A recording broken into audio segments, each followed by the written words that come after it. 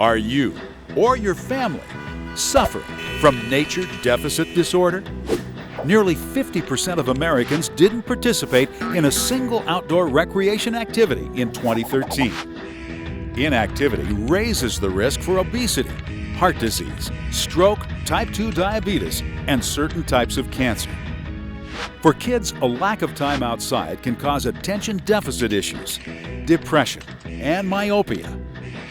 Our connection with nature is suffering.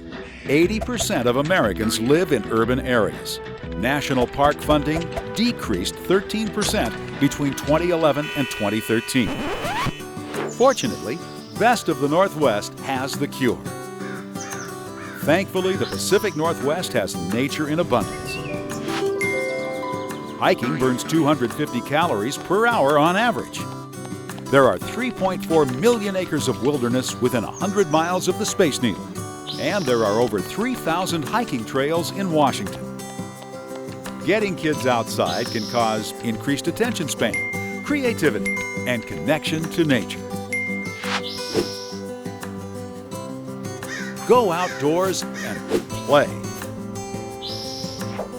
Follow Best of the Northwest to adventure. Click to subscribe.